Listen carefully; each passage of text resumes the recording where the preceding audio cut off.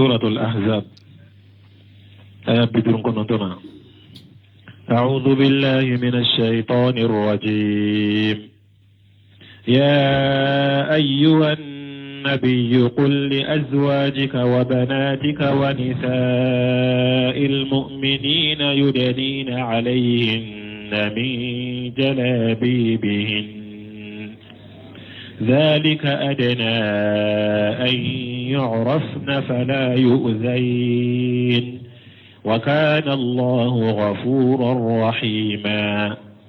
لئن لم ينته المنافقون والذين في قلوبهم مرض والمرجفون في المدينة لنغرينك بهم ثم لا يجاورونك فيها إلا قليلا ملعونين أينما ثقفوا أخذوا وقتلوا تقتيلا.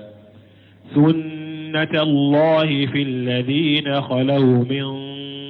قبل ولن تجد لسنة الله تبديلا. بسم الله الرحمن الرحيم والصلاة والسلام على نبينا محمد وعلى آله وأصحابه وسلم تسليما كثيرا. سبحانك لا علم لنا إلا ما علمتنا إنك أنت العليم الحكيم. أستغفر الله الذي لا إله إلا هو الحي القيوم وأتوب إليه. اللهم انفعنا بما علمتنا وعلمنا ما ينفعنا وزدنا علما. biye tene suye hijriya bakele ani kemenani ani binani ani woro saharu zul qada biye hijra sankalo tani kelena bisuye o mugani sheginai miladi nasaraw ka jate ba fulani mugani duru sankalo duru na bisuye o mugani woro nai ambe dawuda bugu masjidara jawambo kono. أعوذ بالله من الشيطان الرجيم. يا أيها النبي قل لأزواجك وبناتك والنساء المؤمنين يدنين عليهن من جلابيبهن إلى آخر الآيات. على قرآن كنو يا أيها النبي على كل نبي ما قل لأزواجك أفويك فرمسوية وبناتك أنيك الدمسو والنساء المؤمنين أني مؤمنون مسو منا على كوتشيدين كدامنا يرك الدمبيلا لكن نيامريكلا بي ni be ñogo mogo ñamariya ko ayen ninke a damina yere ka dembaya la folo i kulu ñamariya wara tala ko aya wara kunu ya ayyuha alladhina amanu qu anfusakum wa ahlikum nar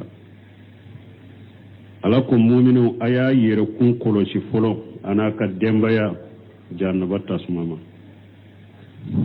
wala ko nabi ma fuy ka furmuso ya ni ka demuso ani مؤمنون مسو يدنين عليهن من جلابيبهن كوكا حجابو يري ويرلا كحجابو دا ويركا كوكا حجابو بيرو ويرلا كو يري ملكناي وفاركرو بك سطرا ذلك أدنى ودي كسرو أن يورفنا وبدو كافو مسو تنغالوندو ube do fana ka fo jom muso te parce que muso ni far kolo be sotora lendo ni fashigu yuye ube mo monun ka muso kon nege kabo nuye muso ye far kolo be sotora le nuye ka fashiga nu ka molo bariya akacha uto lashe ema tanga be kani hijabu yo ba fo ni nye muso tangalende kana gere ni nan kanin choko fo ni nye de ni nye muso tangalende ibe kisi fashuma ani fana madina a wakati be muso tumbe bote sutura ni muso min bora e ma sutura u ba jate mina ye je muso de u bi doya me nu ya ye i hijabelendo u ba jate mina ni te je muso ni ye horo muso de ite doya ola wadi atala ko zalika dinani warafuna fala yuzayna wadi kasuru au beddo ate toro wa kana Allah ghafura rahima alaye jon sutura bagade junubo da bi sutura junubo da kayafa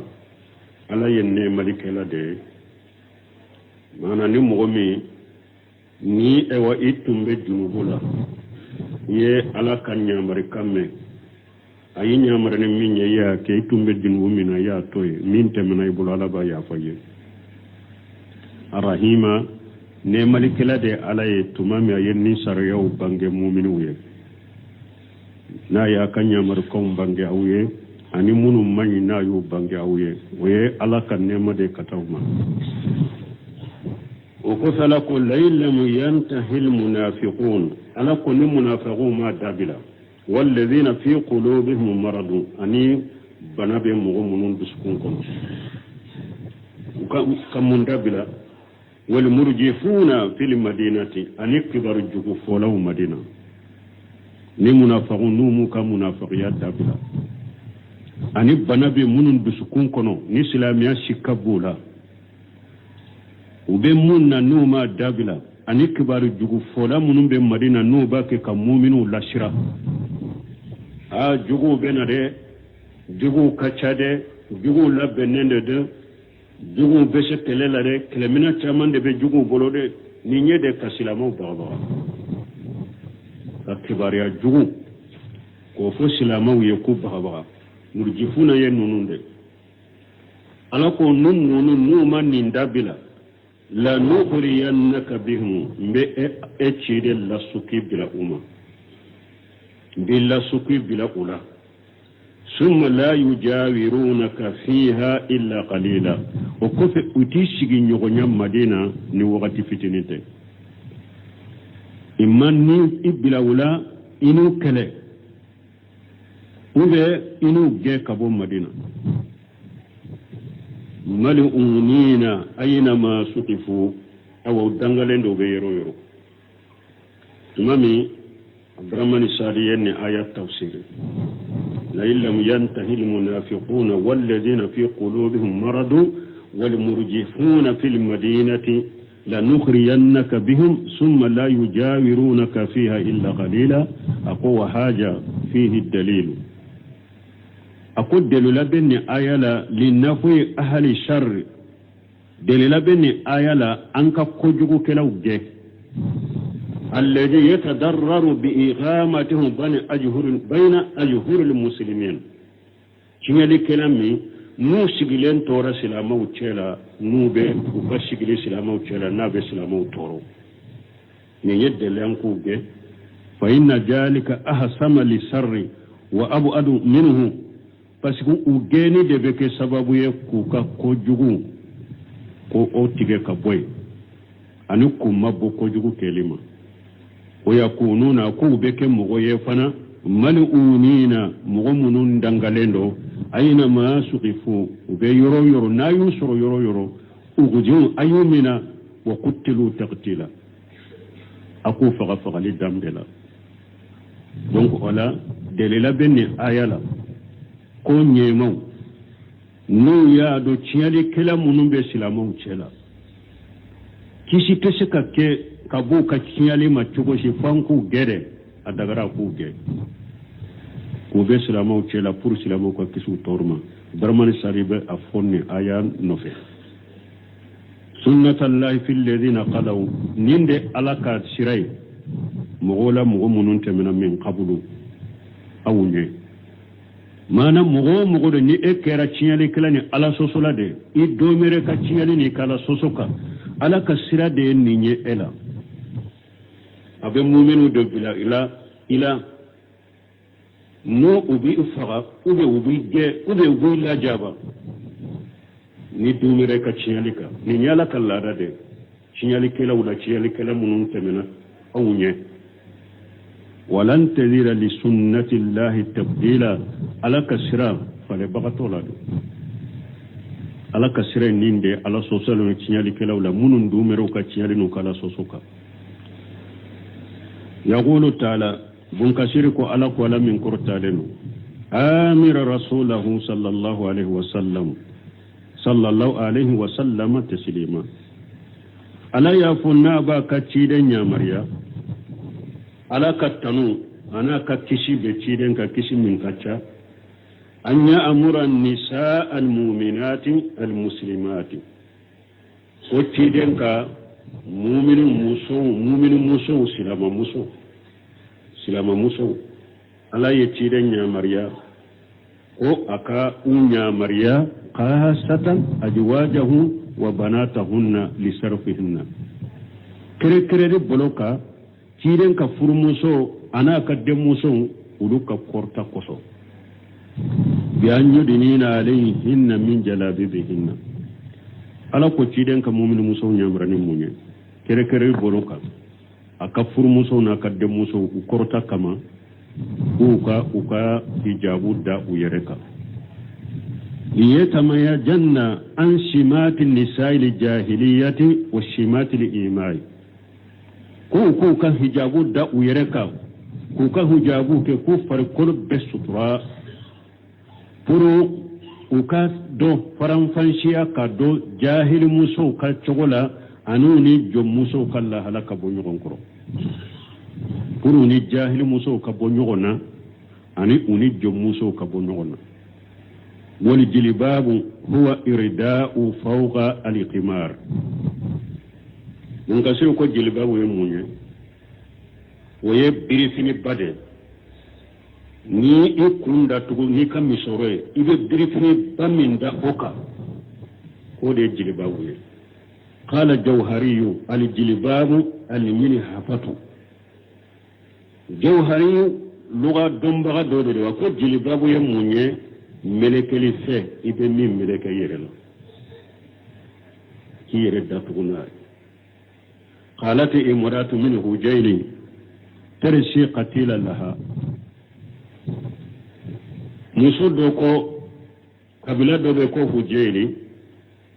aya fo na ba ke kahinna akam mugo fagato doma na kam mugo do fagara umsi nusuru ilayhi وهي اللاهية مشى لأجراء عليهن الجلباب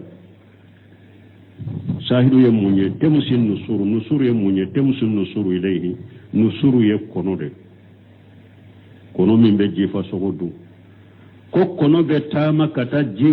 جيفما پركا سغدو وهي اللاهية أحكي سجلي أتسر جيفا ييري مشى لأجراء komi bogotigini ka taama cogo alayhinna aljalbibu ni hijabu bala lugala min be meleke yere la bogotigini kokolo tumbe min meleke yere la ko yere suturanayi aljalbabu ye ode shahidu ni mbaysula lugala uba fo de majilbabu ibe brifini ba min meleke yere la kifar ko suturanayi ورياني ابن عباس أمر الله النساء المؤمنين ويا ما فلك أبو ابن عباس بلو أكو على مؤمن موسون يا مريا إذا خرجنا من بيوتهن في حاجة نوبه وكسوكنو حاجة دوكما أن يقتين وجوههن من فوق روشهن بالجلابيب ko ala ye muso nyamariya mu'minu muso nyamariya nu be bo u ka so kono nu ka haju doye u ku nyew datugu min fawqu urusihinna ka bo u kun sanfelala bil jalabibi nu ka jilbabu ye u ka birfini bawye ويبدين عينا واحدة وكان يكلم بدرنو بسرائينا دون كبا منون بافو كم مسو كان يدات داتوغو والي كان يواجب دو وكاد دليل دو فلي buna bas kunni aya tafsir la muso ba nyeda bede datu ka nyekelen to kene ma kasirai parce que fono ka finu tun ka giri uru fese felente nu ya birinya na druite sirai wala ku kan nyu to jeda to ka nyekelen to kene ma nu be sirai nai wa qala muhammad ibn shirina محمد بن سيرين ko salitu ubaydata asalmaniya an qawli Allah ta'ala ko alayya ubaydata salamaniya nyininka alaka kuma la masamin kurtale no yudnina alayhinna min jalabibihinna ukuka hijabu da uyereka aye ubaydata salamani nyininka ni aya korola faqatta wajahu wa rasahu wa abraja aynahu al-yusra ubaydata salamaniya aya anyu datugu ka kunkulo datugu ka annumanye ko botenema ako aya illa nyini yedinde wa qala ikrimatu tuqatti sughuratan nahriha bijilbabiha tudinihi alayha minye ikrimatu uko muso minye awa akankorola wo min fe uga ko ninde masukura akankorola ko ako datugu na ka finiye ka fininda ayereka akunkolo datugu nay وأن أم سلمة قالت لما نزلت هذه الآية أنا أم سلمة بلو أكوت ما مني آية جغنا يرينين عليهن من جلابيبهن خرج نساء الأنصار أكون آية جغنا تمام جغنا كم مدينة كوكا مسو بورا كأن على أروسهن القربان من السكينة nube tama sirala nima fantani sabate abe komi ganga na abu kunna arabu tumbe talenda ni ninyi mana mgomi sabatilendo akako sabatilendo ate giringiri ube atigi misali yake ko kama karasa tengulendo mana karasa sabatilendo abe komi ni kono ba kunna onko akum muso tumamini aya jigina madina kan kan muso bora nu hakri sigileno sabatileno betaman komi ganga kono sugudole do ganga fima abe komi odebu ewa ukunkola la sabati bolo wa alayhin akishiyatu sudun awa nifini fima umbula fana yalbasanha nu yodo umusalama taka hadisa min fulani nye madinan kaw kam musom mu'minu muso yamman kutu fulafuye muso ni be tamasira la kana tamasira ka komiche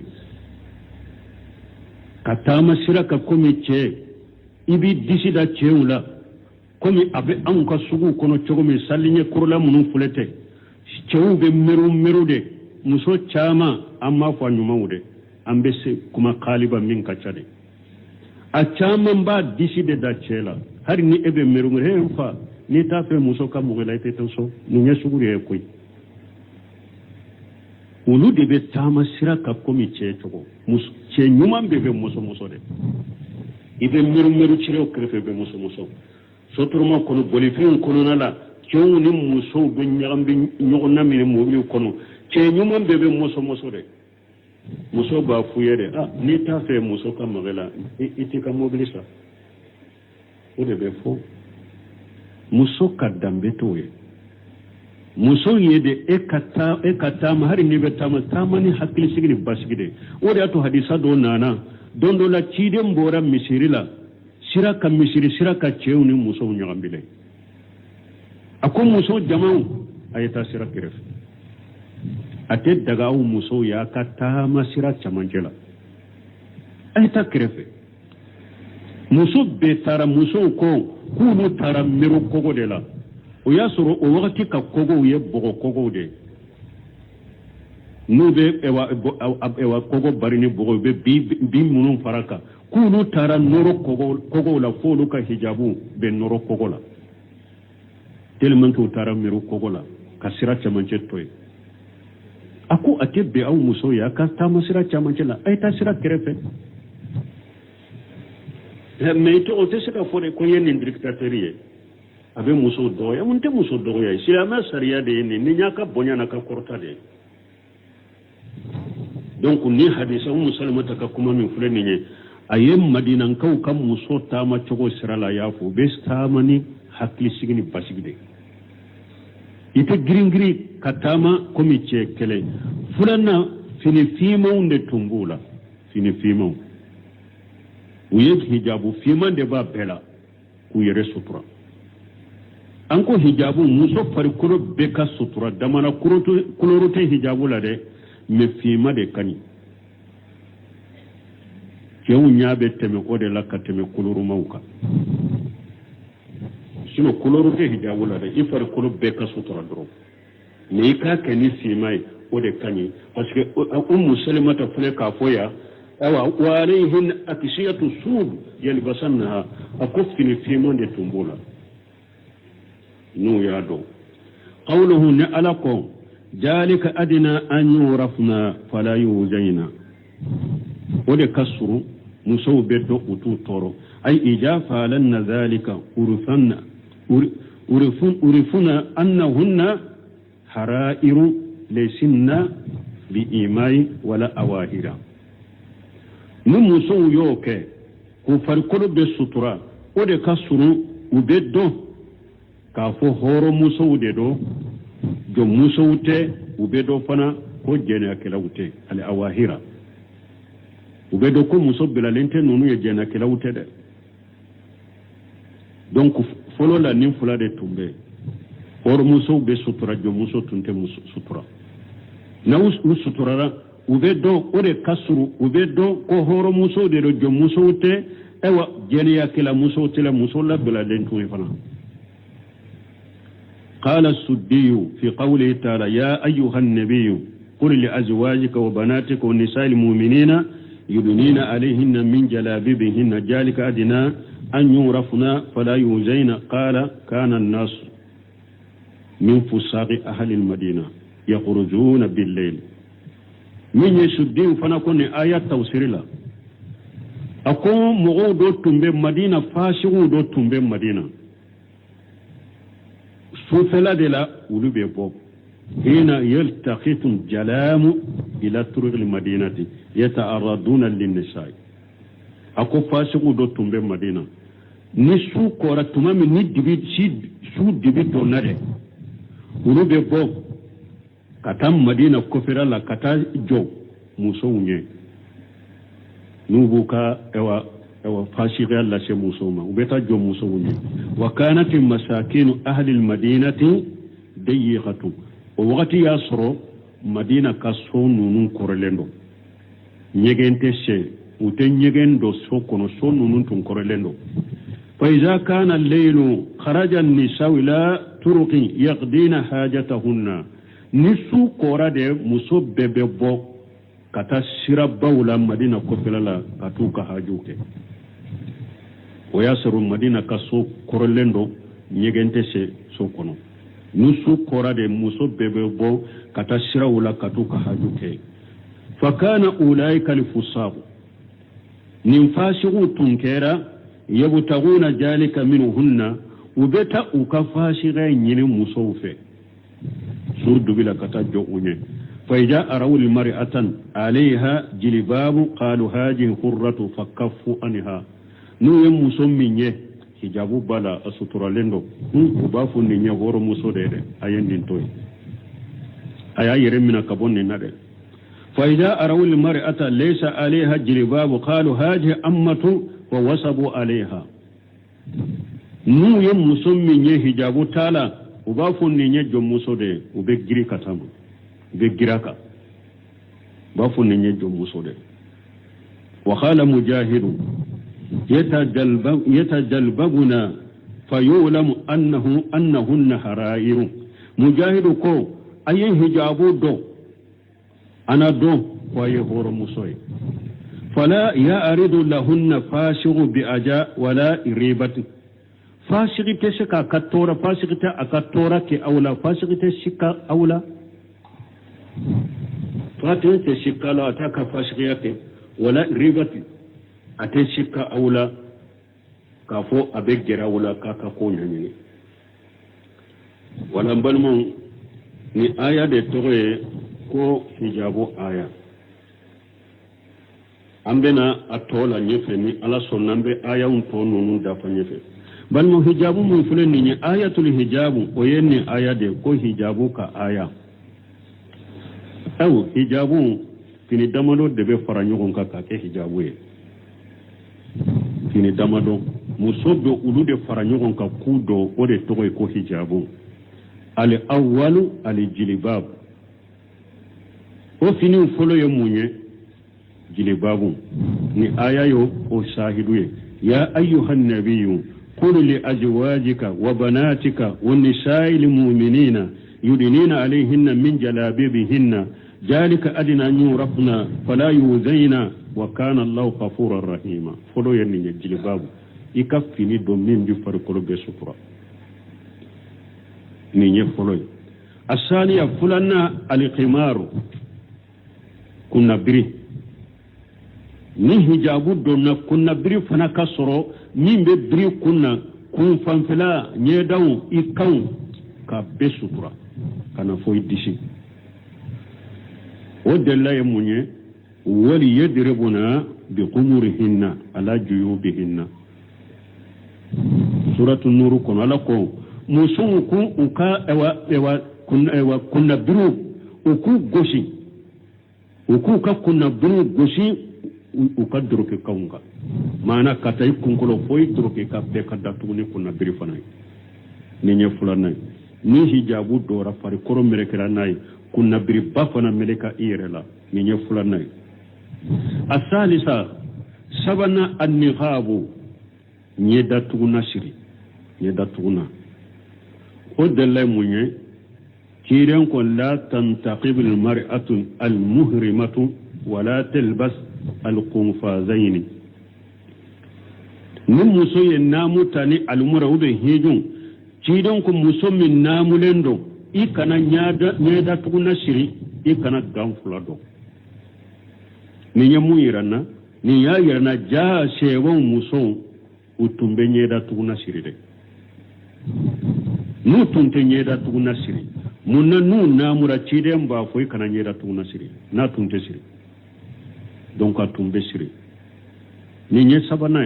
muso ikanyeda tuguna ikashiri الرابع ناننا البرغ فنا مصب ودك يرسو تراناي تلبس المهرمة ما شاءت إلا البرغ والمتوارد بالأسفور كيرين صلى الله عليه وسلم حديث دولا أكون مسون نامورا فيني كدي أدو وبرغ أني أسفور awa iri sugu do de akasa de kadi utumbe fini do garala ni oye akasa kadi ciden ko fo o iri sugu gara be fini minna ikano fana do donc ne nya yiranna ko burugun fana muso tumbo do muso fana bodo muso bo fana do kwa ke suturai burugun ale ni nyeda tuna bora nyogon ko ale banku fula madedo ni ba ado e kunna me nye woni doron fula de bala ko me mo mo ba fe ka cene ko be mindo ko maske wa maske ha nye woni ndoro nye kise woni ndoron de bebo sino abi ikunkolo pambe sutura burugo yo ode ninde nani nay ni musobba fe kire suturan fini munun kan kado ni nye nani nay qamisa duruna al qunfazani musoka ganfula do ni farikoro be sutura tege faraw be kenema itege faraw fana kana to kenema ni wali cew bu yede itege fara fula fana usutura ni ganfula e o de lay munye kiden ko la tantaqib al mar'atu al muhrimatu wala talbas al qunfazaini akum musunna muto ikana nyaada tuguna shiri ikana ganfula do bon nin fana ya dalila mina yoro ninna ni ya yirana ko sebo muso utumbe utege fara fana sutura ni gaunye ni wali cew taye wala ni be namu la tege fara fula te gando wala me ibi ke tege fara fula do ika fi ewa hijabu jukoro wali cew kanaye ni be hijula ni ye duru nay donc ni mpini duru nonun de be fara nyogon ka ni muso budo no ba fo hijabu no je ko hijabu me menye ka fo muso ka nyeda datugu ko wajibite an ka wakati karamogo fasamanti do ya fo me anyogona karamogo ye araduka ka yorola abaka kitabu kono jilibabu limaratil muslima Sheikh Albani ya kitabu nyuman do dila jilibabu limaratil muslima donc ako kitabu kono ko muso ka nyeda tulite wajibiye me Bakar Abu Jaydi oye irisala dila kake aradu ya ka kitabu inka ni yoronika Humaydi Tuziri oye aradu ka kanin kumala Ibn Shamin risalatul fil hijab aye irisala do dila karadu ke ni yoroka Ibn Baji ye irisala do dila muso kanyeda suturli wajibi ka karadu ke ni yoroka muso kanyeda datugo wajibi de Rasulullah sallallahu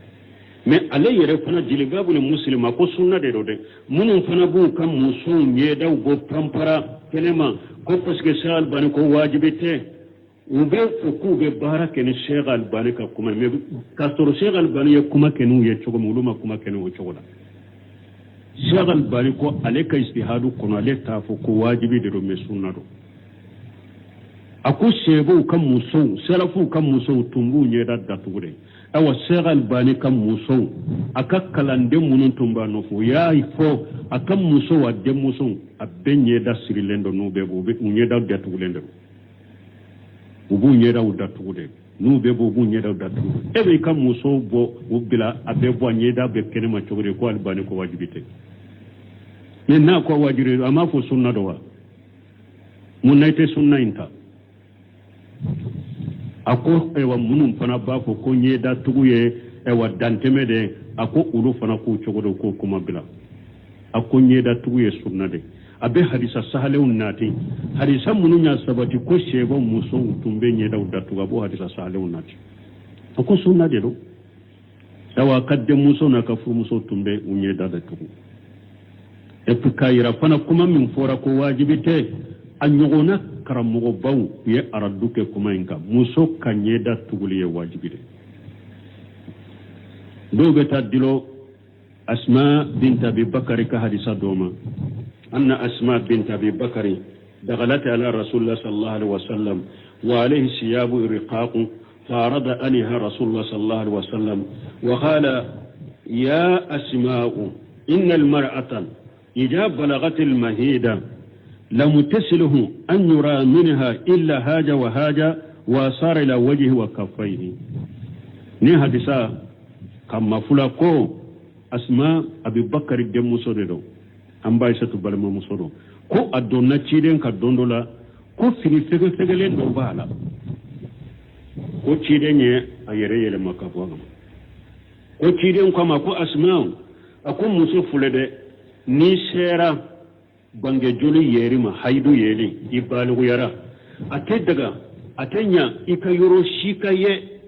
funni yoro anini yoro ko cide nye koriya ke kata anyeda uma ana tege faro ko muso ni balu yara ate daga ika yoro shiye kaye foya aniya ko cide ko nyeda ani tege faro qala Abu Dawud haja mursal Khalid bin Dariki لم يدر خالد بن دريك لم يدرك عائشة رضي الله عنه أكون أبو داود أكون حديثي مرسل ده معناه سهلنته أكو خالد بن دريك من فورا كوني عائشة من يغن سرطيلا يره أني مغمي من يغن سرطيلا ني إكو أكوته أكو ني حديثا سهلنته ده إبي حديثا يرمتنو كونندو Abubakar demuso ani fini fege fegele munu fini munu ta sutura oni obedo ciden koro chogodi hadisan yere matunu kone do yere folo asanadu la fulendo kuma tenni hadisa kan ni hadisa Allah fulendo o sahalente ni sahalendo andel laka kuma kaya kuma jon kaya musoki parkolo be sutura kinyi da sutura ode wajibi ka hijabu yin fana sarati bala an banka shego ka kitabu ayi kuma min fo hijabu sarati da Sheikh Albani surutu hijabul mar'atul muslima ayafu jilbabul mar'atul muslima kono ako ewa silama muso ika hijabu be hijabu mindo saratu de bala ni o saratu dafara hijabu minna hijabu bi kanna ni o saratu madafa hijabu minna an ba ko ifana ye minke akani ni ma boko mi muso to mislamu islamiya sariya hijabu da valentila o sarti fulo munye an yakuna li hijab satira li jamil badani hijabu ki farqu be sutura sariya ka hijabu silama muso ka hijabu sarti fulo hijabu ki farqu fambe sutura akana ke hijabu bi kanna mi farqu yoro de kelema ay ninde sarti fulo asani fulanna an yakuna shaqina la yashfu amma tahtahu hijabu in kake hijabu ya kagiri ninde hijabu koro ateye me hijabu be ekana fini modeli min be ka fini hijabu koro basado fini wore de kuloro min da bebe doni hijabu in ko felaye hijabu sarati madda fay ka hijabu la akake fini ya kagiri nimba koro ateye ninye fulanna sabana an yakuna fadifada khayra dayyiqi hijabu sariyaka hijabu salama musuka hijabu sarati sabana akake ayurwalendo hijabu kake hijabu ferelembila korolentila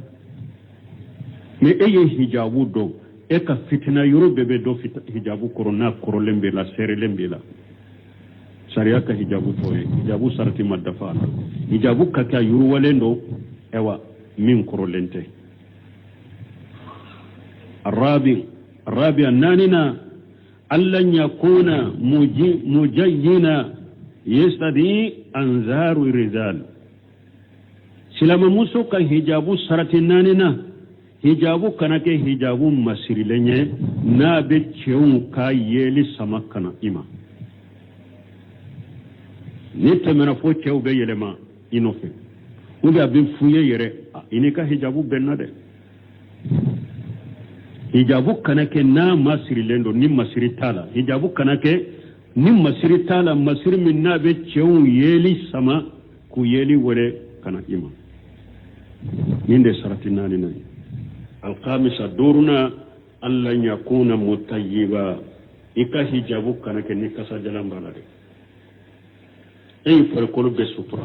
ni ay kasa jalan do ika hijabu la ni temena walice la i temena jamakulu la i bolina i donna bolifo kono cewun be ewa kasa jala sama i nun be kasa jala sama i nofe sariya ka hijabu to yede kidon ko ni muso be bo i kana kasa jalan ki yere la de adisa dola ko muso ni e bora i kaso kono ye kasa jalan ke i yere la walice numi o sama i nofe fahiya janiyatu jena kilade me akoro e munye na ko e jena kilade ni bora dugu ko ne kata janaba ko ay mana ibeke sababu e kachewu wole kata jene yama parce que nyabe jene yake kilo be jene yake kasa jala min mena e wa musamana anunye kasa jala min sama inofe obe asama na be anyata kilaje oda to ci donc e jena kelay donc ne nya duruna silama muso ka hijabu sarati duruna de fulen ne kasa jalan kana kala de muso do fana muso nyumo sentala de do bu ka kasa jalan kumande to bayde ka do yerela na bora a ke ika trafe min fulen ni kasa ka de nin kumandera de ko nin taya muso kanoke السادسة ورنا ألا يكون اللباس صهرا إكا في جابو كناك أو يربانج فيني الدنيا نكا دوني بيرومي ka hijabu sa kama wa muga hijabu wa bisaba hijabu mbeta denkundi yoro minna mbeta kono yoro minna mbeta musu ka dalaja yoro minna jama yoro minna ka hijabu don ka hijabu nyogona kana ye musola wode ye libasu sukhra yere bange hijabu ika hijabu kana ko yere harisa salen nana ciden ko mugo ni ye fini do fini mi libasu sukhra kumbi yere bange nayi yomal kama don ala be denye yelen fini do ikanna jahannaba kono katasuma menala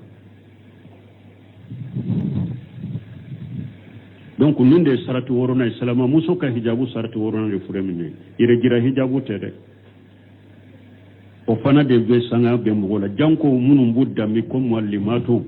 sayida nube wajuruke ulu yere be hijabu munundo wa muga hijabu wa bisaba hijabu o de be do kata wajulu yerda ewa do fana publicité de ubolode ube wajulu kenay muallimatu ni hijabu do abimbulo yawo na do nana hijabu ndo kunye munye iba surana nyogona uchamantara be publicité kenay kato abimbulo yema apiride kagele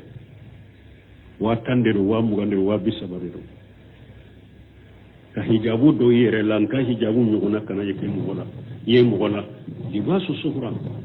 silama muso hijabu o kana akana ke wayda sarati woruna yo nyinde ashabi awolon fulanna alla an yusbiha libasu alla yusbiha libasu الرجال alla yusbiha libasu الرجال ikan hijabu ani chefini akana chefini bonko nyonya mana ka hijabu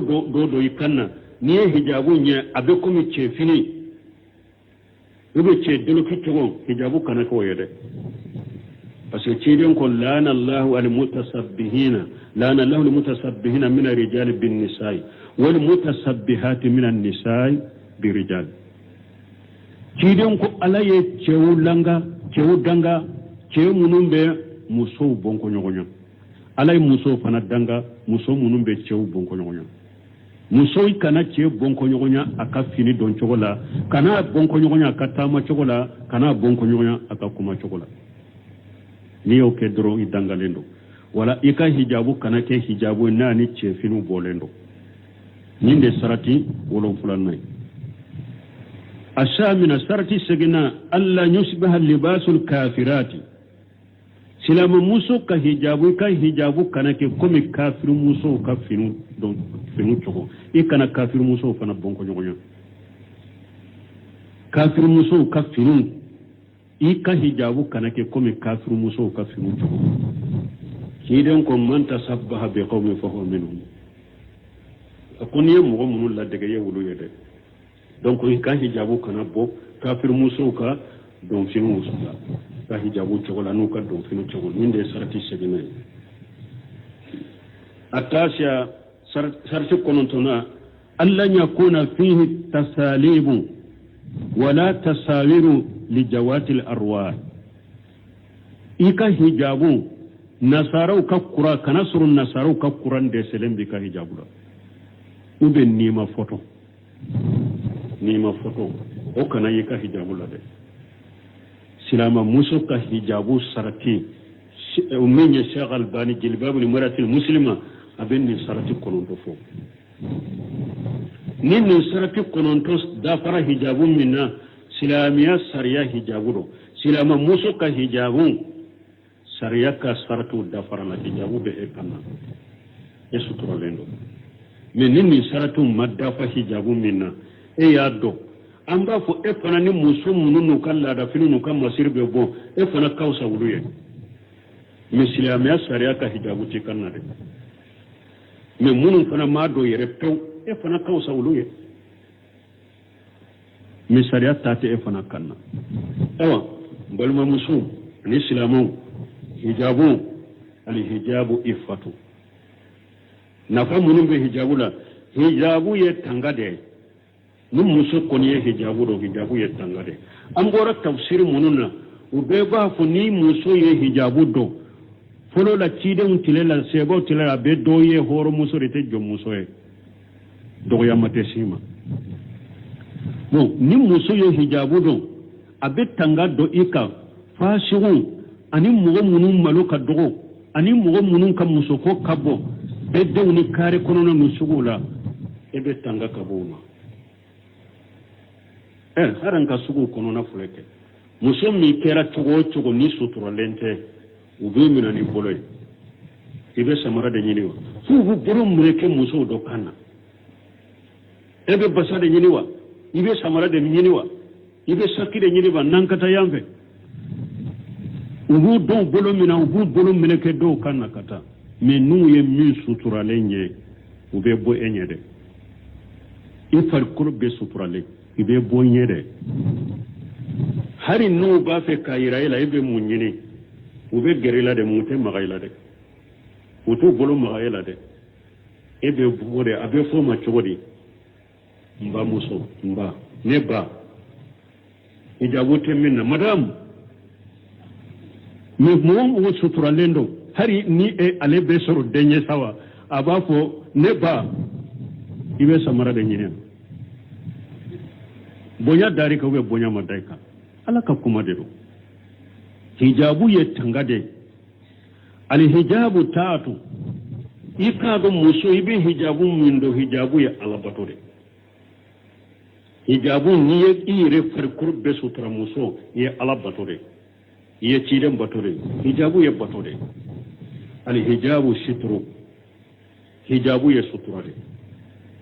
ni hijabu do ibe sutra yere farkulo idan cogo farkulo lebo caman be ni farkulo be sutura ne wote yede hijabu ye sutura de koy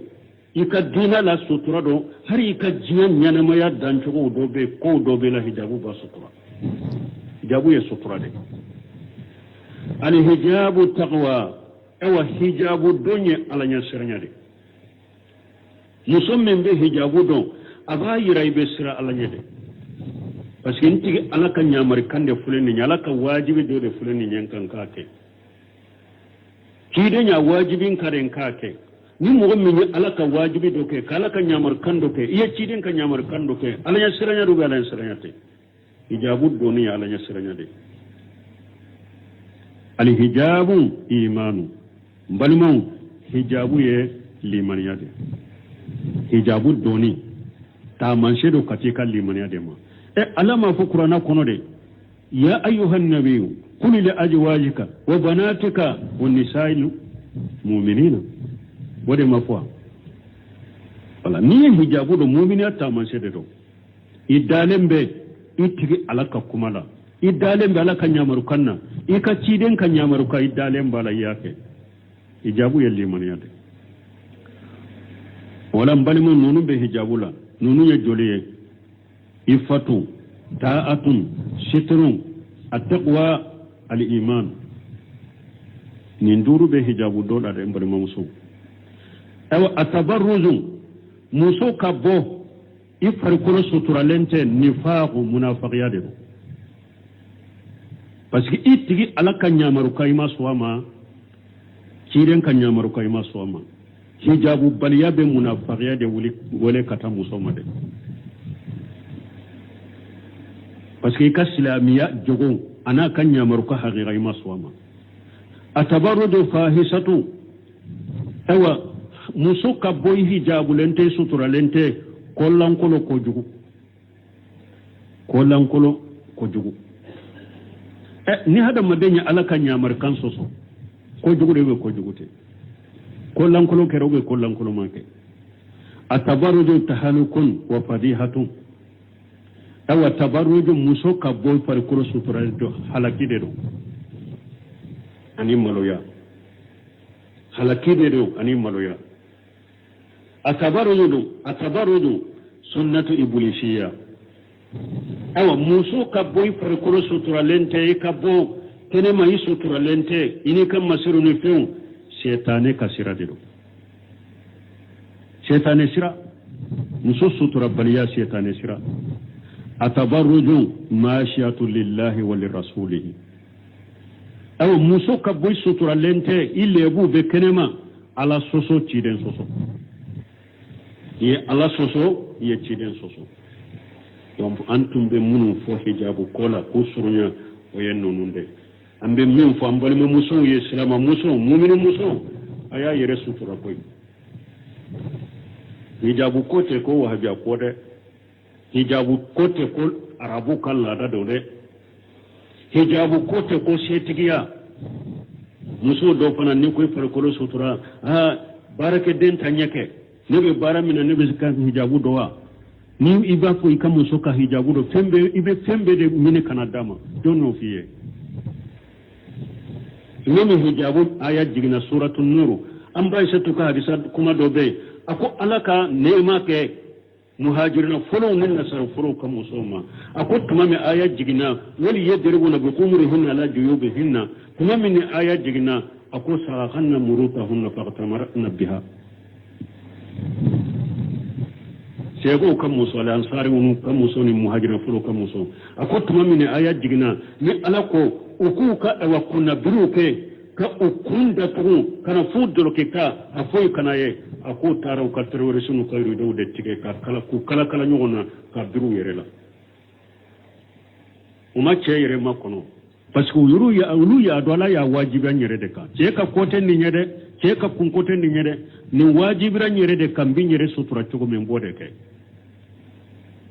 o tara de ni mugo min kadro ke min kajja kujugu ibe yoro do tigala fini min fana kajja kujugu ibe do tigala ko kala kala nyogona ka biru yerela ube ka tirewere shimmin be be do tigala ika daram min be be do tigala ika irido min be be do tigala ibu kala kala nyogona ku yere sutura nay muhajira fulu la ansar fulu yenin de ke uluma ta chew fe fulu wa hijabu aya fulu ka jigide hijabu sanyede ini hijabu kana uluma nin fo yere de tara fere ke fulu yere bu yere sutura chuma wajibira wudude ka fulu ni ye che soro aye abika hijabu besaye abika sisotunu ka gambe sawiye hera for la hera kake na wajibira yere de kai kan nyanyini muso chama ewa atembolo de ni ko muso doma aw bebe hijabu tela atembolo de hijabu samba atembolo uniforme mi betige konyo jombo sai nko ibe uniforme tigela konyo tabba ko basamu numbe ta konyo la basamu numbe ta denko yero la jombo sai nko yere be fere be ka kulu nyini munna iti yere sutra min wajibe be ka jahannaba dobe min nofe ni uniforme ma do yere la mumba nofe kabasa do kata konyo la ni ma ke mumba nofe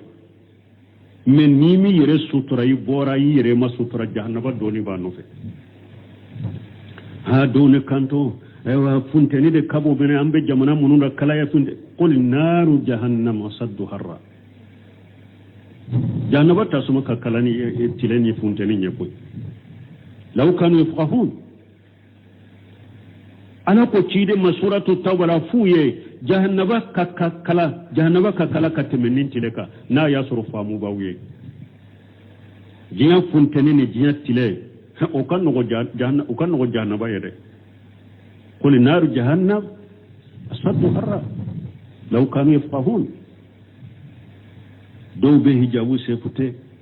كين يري كاسانكا دبيجيان كونو كين يري دو بورولا دبيجيان كونو لا حول ولا قوة إلا بالله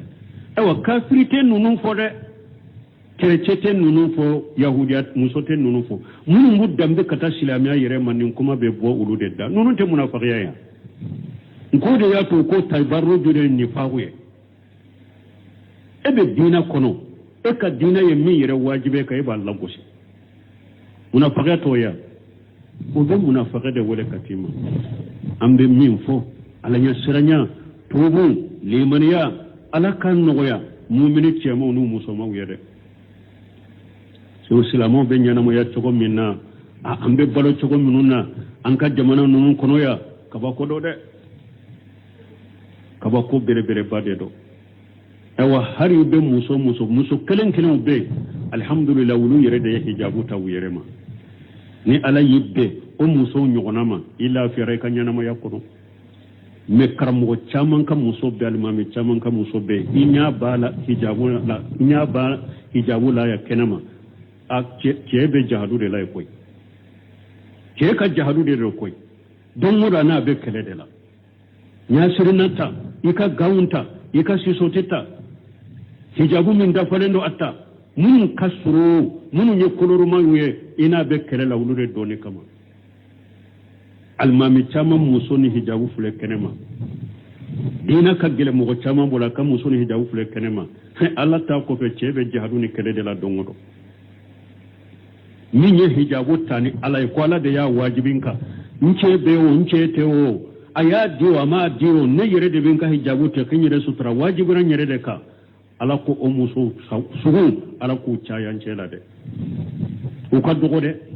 ala ko chaya de ambe ajoya wakati sera subhanakallahumma rabbana bihamdika ashhadu an la ilaha illa anta astaghfiruka wa atubu ilaik